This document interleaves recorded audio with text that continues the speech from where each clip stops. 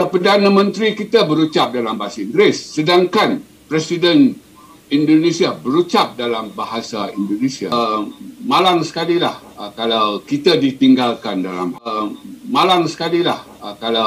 ditinggalkan dalam hal ini.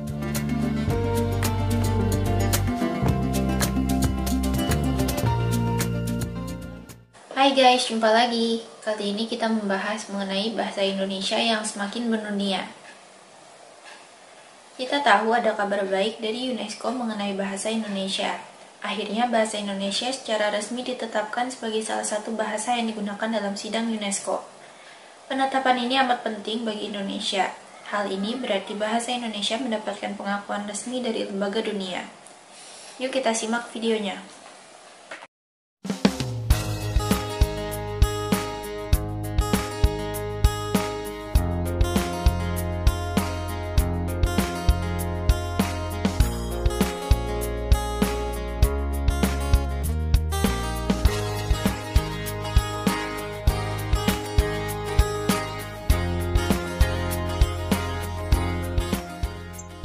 Keputusan ini diambil di Markas Besar UNESCO di Paris, Prancis pada Senin. Dengan penetapan ini, bahasa Indonesia menjadi bahasa resmi ke-10 yang diakui oleh UNESCO, bersama dengan bahasa Inggris, Arab, Mandarin, Prancis, Spanyol, Rusia, Hindi, Italia, dan Portugis.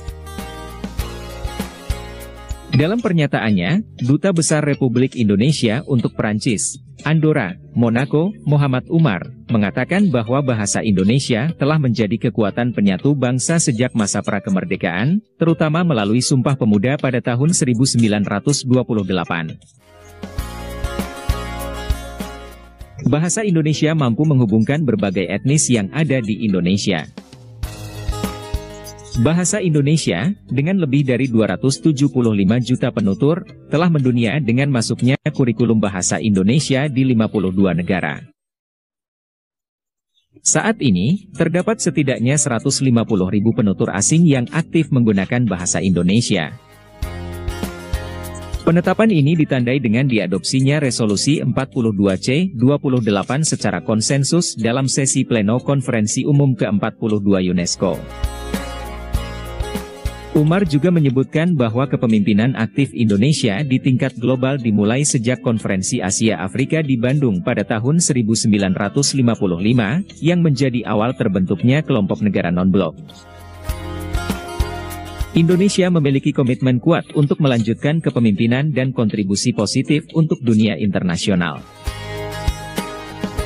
Hal ini ditunjukkan melalui kolaborasi dengan negara-negara lain dalam mengatasi tantangan global, serta peran Indonesia sebagai Ketua G20 tahun 2022 dan ASEAN tahun 2023. Pengakuan bahasa Indonesia sebagai bahasa resmi Konferensi Umum UNESCO diharapkan dapat meningkatkan kesadaran terhadap bahasa Indonesia dan memperkuat konektivitas antar bangsa. Hal ini juga merupakan bagian dari komitmen Indonesia terhadap pengembangan budaya di tingkat internasional. Pengakuan ini diharapkan dapat berdampak positif terhadap perdamaian, keharmonisan, dan pencapaian tujuan pembangunan berkelanjutan, baik di tingkat nasional maupun global. Usulan pemerintah Indonesia untuk menjadikan bahasa Indonesia sebagai bahasa resmi Konferensi Umum UNESCO merupakan implementasi dari amanat pasal 44 ayat Undang-Undang Nomor 24 Tahun 2009 tentang bendera, bahasa, dan lambang negara, serta lagu kebangsaan. Pemerintah Indonesia berupaya meningkatkan fungsi bahasa Indonesia menjadi bahasa internasional secara bertahap, sistematis, dan berkelanjutan. Usulan ini juga merupakan upaya hukum agar bahasa Indonesia mendapatkan status bahasa resmi pada lembaga internasional, setelah pemerintah Indonesia secara fakta telah membangun komunitas penutur asing bahasa Indonesia di 52 negara. Begitulah guys keberhasilan langkah Indonesia memantapkan posisi bahasa Indonesia di panggung dunia. Langkah tersebut amat penting karena selama ini Malaysia selalu mengklaim bahasa Indonesia sebagai bahasa Melayu. Padahal Indonesia telah tegas menyatakan bahwa bahasa Indonesia berbeda dengan bahasa Melayu. Indonesia juga tidak melibatkan lagi Malaysia dalam urusan menduniakan bahasa Indonesia. Sudah lama Indonesia meninggalkan Malaysia. Yuk kita lanjut lagi ya.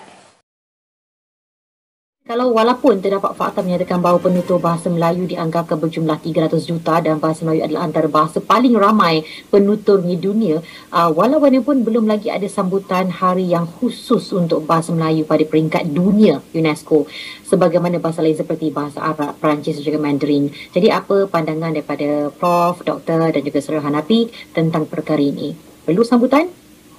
Prof? Ya, tentang sambutan terhadap bahasa Melayu di peringkat dunia, ya khususnya di UNESCO itu. Dalam hal ini, ya Indonesia berhasrat untuk menjadikan bahasa Indonesia itu bahasa bangsa-bangsa bersatu, bahasa pertubuhan bangsa-bangsa bersatu yang ketujuh. Setakat ini 6 bahasa telah diangkat menjadi bahasa-bahasa pertubuhan bangsa-bangsa bersatu seperti yang disebutkan oleh Hani tadi.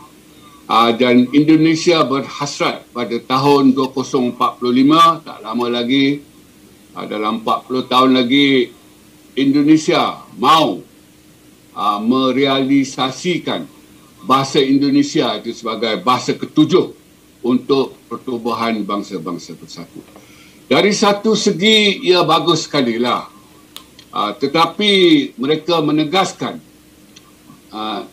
ya saya memetik kata-kata yang digunakan oleh wakil mereka semasa kami berseminar dan bermesyuarat pada tahun 2019, iaitu April di Kuala Lumpur, sewaktu adanya MABIM itu, iaitu mesyuarat tahunan ataupun dui tahunan Majlis Bahasa Brunei, Indonesia dan Malaysia. Mereka berkata mereka mahu jalan sendiri-sendiri. Maknanya untuk menjadikan bahasa Indonesia itu bahasa yang ketujuh di pertubuhan bangsa-bangsa bersatu. Mereka tidak mahu bekerjasama dengan Malaysia. Mereka mahu jalan sendiri-sendiri. Itu kata-kata daripada wakil mereka. Jadi bagi saya, mereka boleh saja melakukannya sendiri. Sebab seperti yang dikatakan oleh saudara Hanafi tadi, daripada 300 juta penutur bahasa Melayu di dunia ini, 270 datang daripada Indonesia. Jadi mereka ada kekuatan di situ. Yang kedua, mereka ada legasi budaya semasa. Kita tidak ada. Dan kalaulah betul bahasa Melayu itu nak diangkat menjadi bahasa penting di dunia, pasti mereka yang nak mengangkat itu akan ke Malaysia untuk memastikan kedudukan bahasa Melayu di Malaysia. Jadi mereka pasti akan mendapati ia melekut di tepi gantang di Malaysia. Ia tidak ada legasi semasa. Di Indonesia memang ia ada legasi semasa yang cukup kuat. Dan kita dapat lihat para pemimpin Indonesia semenjak dahulu sampai ke hari ini dan saya kira selama-lamanya akan berucap dalam bahasa Indonesia di Perhimpunan Pertubuhan Bangsa-Bangsa Bersatu.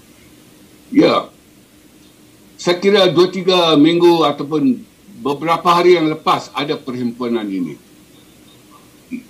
Ya, Perdana Menteri kita berucap dalam bahasa Inggeris, sedangkan Presiden Indonesia berucap dalam bahasa Indonesia. Jadi, saya kira malang sekali lah kalau kita ditinggalkan dalam hal ini. Sebab kita, ya, bekerjasama dengan Indonesia untuk membina bahasa Melayu di peringkat rantauan ini. Sehingga kan kita sanggup mengorbankan bertanda. Kalau dahulu kita yang tua-tua ni untuk mengeja semak dengan semak tu, ejaannya lain. Kalau semak belukar tu, itu ada tanda di atas itu. Semak I-nya tak ada apa-apa. Jadi itulah ejaan kita guna pakai. Ejaan Zabah sebelum kita lancarkan yang baru bersama-sama dengan Indonesia ini pada tahun 72. Kita korbankan yang itu. Dan sekarang mereka nak tinggalkan kita. Saya cukup rasa tak patutlah dalam hal ini. Begitulah guys reaksi Profesor Malaysia ketika Indonesia meninggalkan Malaysia beberapa tahun lalu. Langkah itu memang harus dilakukan karena Indonesia memiliki konsep bangsa dan negara sendiri. Kedudukan bahasa Indonesia dalam konstitusi pun tidak bisa diganggu-gugat. Terima kasih sudah menonton sajian kami, sampai jumpa lagi.